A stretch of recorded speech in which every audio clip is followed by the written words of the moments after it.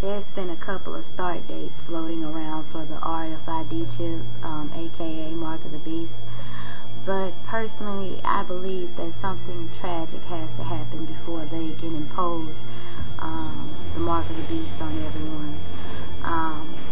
Daniel mentions a statue in his vision that at the bottom, at the feet, it was two different types of elements mingled together, and I believe that that is that symbolizes the mingling of our DNA with something else. And when this happens, a comet comes and destroys the statue at his feet. Then you go to Revelations and you read about the comet or asteroid Woodworm. And Woodworm is supposed to be devastating and kill a lot of people.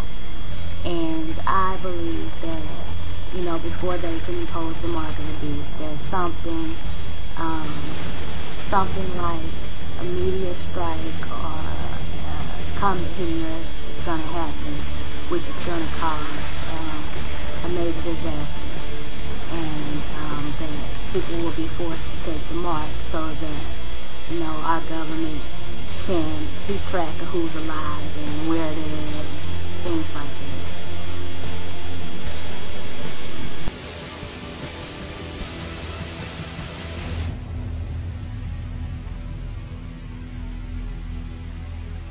The meteor that rocketed into Russia really got our attention a few weeks back. We learned today about the threat of such things to our modern world. In the meteor and asteroid tracking business, they call the big ones city killers. And while there was very little good news today about our chances of getting them before they get us, there was some talk about future remedies. Our report tonight from NBC's Stephanie Gosk. Last month, the meteor rocketed into the atmosphere and exploded over Russia. Frightening because the shockwave blew out windows and injured 1,200 people. It came out of the sun. It came from a direction where our telescopes could not look. Today at a hearing on Capitol Hill, leading space scientists told lawmakers the U.S. is not prepared to defend itself against meteors of the same size.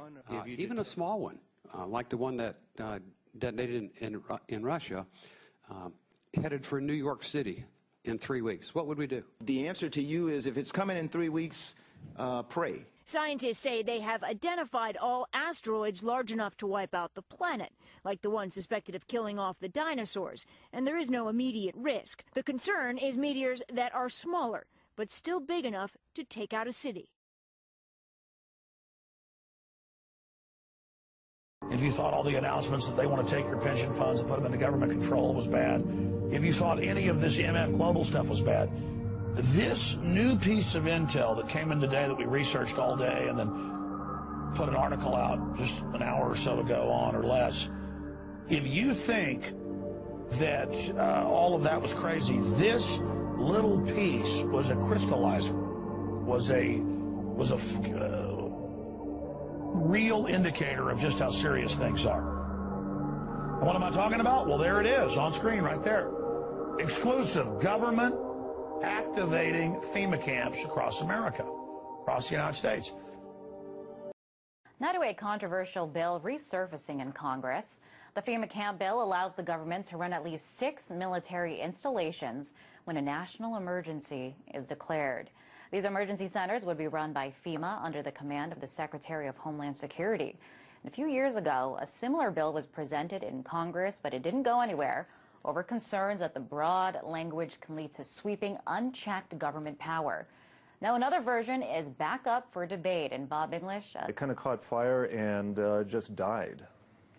It just died because people were afraid of what this could lead to. Exactly. There were concerns that there were parallels to the Japanese internment facilities in World War II that we saw, and for practical purposes, the financial mess was going on, and there were other things to be dealt with at the time. Okay, so there were concerns over the vague language. It didn't pass. Now there's this new version of the bill. What's changed? Well, they took out the vague language so that the centers are specifically set up to house, shelter, even educate people for extended periods of time, but they are limited to that specific purpose.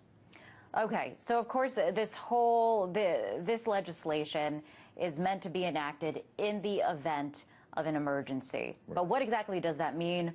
What is the definition of emergency, especially when it comes to this legislation? When would it be enacted? Sure. We have to go back to 1988 to the Stafford Act bill to actually get the definition of emergency, and this covers things like tornadoes, floods, hurricanes, natural disasters, but it also gives the president to declare an emergency to avert a catastrophe, which raises the issue of preemptiveness.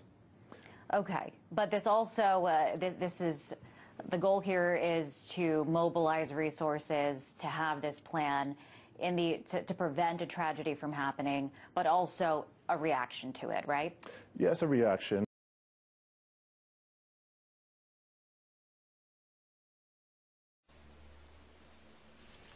Right now, there is an entire generation that never knew anything that didn't come out of this tube. This tube is the gospel, the ultimate revelation.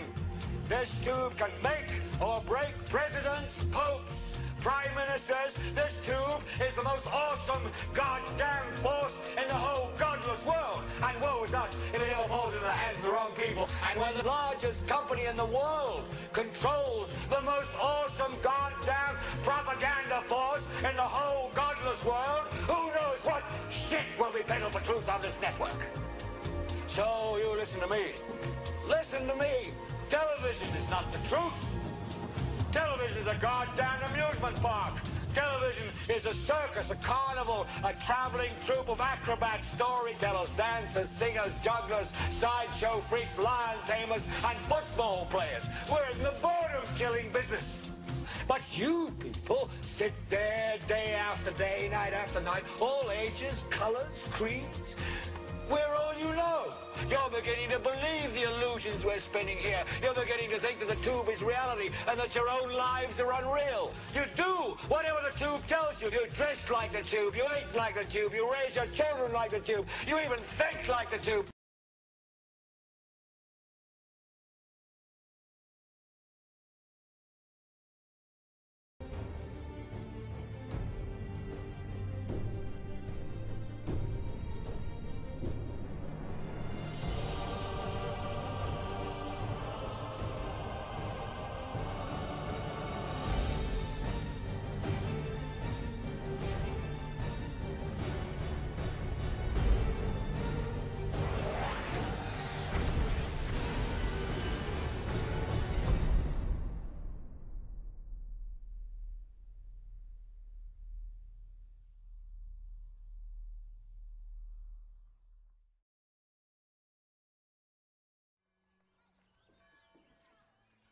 In 2009, a deadly virus burned through our civilization, pushing humankind to the edge of extinction. Dr. Robert Neville dedicated his life to the discovery of a cure and the restoration of humanity. Okay, interesting. You know, we have this map that shows how the U.S. would be divided in the event of an emergency, if we can pull that up there. There it is. So this is how the U.S. will be divided into districts. You see 10 of them there. This is according to the National Emergency Center establishment. Can you describe what this map is? What exactly does that mean? I mean, it doesn't really make sense in terms of states as we know them. What is this classification system? Sure. What are the purposes? It doesn't look like the map that you and I saw in elementary school. Not at all. Effectively, the U.S. has been cordoned off into these different districts. And so these new emergency centers will be spread out throughout the United States in most of these eventually. And it gives FEMA and the Department of Homeland Security jurisdiction over what goes on in these places during a time of emergency.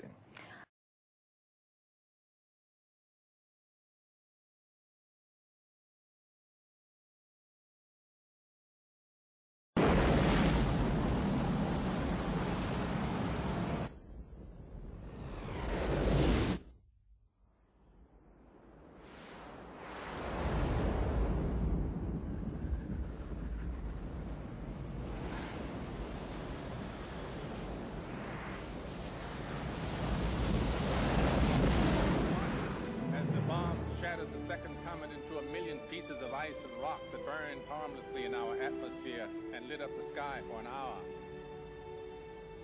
Still, we were left with the devastation of the first. The waters reached as far inland as the Ohio and Tennessee valleys. It washed away farms and towns, forests and skyscrapers. But the water receded. The wave hit Europe and Africa too. Millions were lost. Countless more left homeless. But the waters receded. Cities fall, but they are rebuilt. And heroes die, but they are remembered. We honor them with every brick we lay, with every field we sow, with every child we comfort, and then teach to rejoice in what we have been re-given. Our planet, our home. So now, let us begin.